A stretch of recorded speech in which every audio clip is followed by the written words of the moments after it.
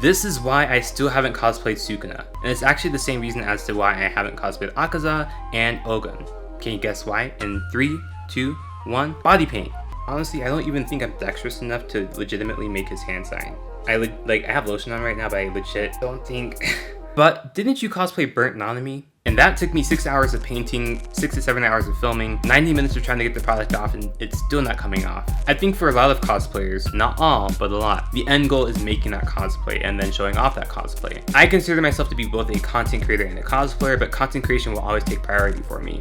So my focus in cosplay is really centered around content creation and bringing characters to life. Whether that's through making scene remakes or whether that's through making up skits and trying to still stay canon to the character, I really want to try and blend realism, practical effects, and the ridiculousness of anime. So instead of making 40 new cosplays a year like some people do who are really amazing, I want to see Reagan scared, energetic, annoyed, amped up, reliable. But in general, I really do just enjoy a holistic approach when I do my cosplays, which is also why I try to get a bunch of different outfits for a character to really dive into them. A lot of people who aren't content creators or cosplayers don't realize that it takes a lot of time. It could take days, months, sometimes years to actually do all of that. For example, people have been requesting that I do a certain scene with Hakuri, and while I really want to, I don't live by a location that allows me to do that scene. On top of that, that would require me to film in public in a somewhat dangerous spot and also find help to do it. Cosplay is already uncomfortable. Cosplay and content creation is extra uncomfortable and takes a lot more logistics. And body paint does not help with that. I'd have to paint myself for at least 1 to 2 hours, maybe even more depending on what I'm doing. Then I'd only have a certain amount of time to shoot the content that I want to make before I have to wash it off,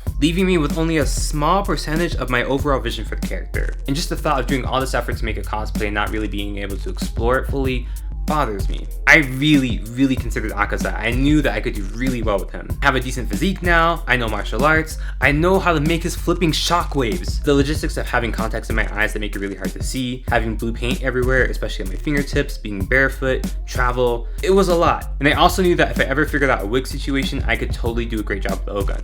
Because I already know how to make my eyes glow, I already know how to make his markings light up for his flamey ink. But again, it's just a bit of a pain doing all that and then having to take it off and then put it back on and having to take it off. It's really impractical. Okay, well this cosplayer did it, so why can't you? That's always a really common response, but I'd like you to think about 2 major things. A lot of the cosplayers that you really enjoy who do extravagant shoots usually have some sort of support system. A significant other, a bestie, a cosplay buddy that's always around, a whole team. I don't really have that, and then when I do have that, it's not like automatic. I did have my friend Jolita's makeup who offered to do my body paint for me. She's fantastic, super knowledgeable, detail-oriented, likes the same anime as me. She moved. So I legitimately was thinking about doing Sukuna, but not today. And secondly, you usually don't see those people doing those characters repeatedly, and they usually limit it to like 1 or 2 big shoots, and then that'll be the only content because it's really hard to just get back into that cosplay over and over, so you only shoot for like a day or 2. Oh, I lied in the third thing, and then sometimes they might compromise their cosplay to make things easier. So instead of painting their fingers, they might leave their fingers without paint. Instead of wearing the correct contacts, to wear a similar color that doesn't have the proper design. There's a lot of ways to cut back on cosplays to make them more doable and accessible. And all these things that I mentioned are perfectly fine.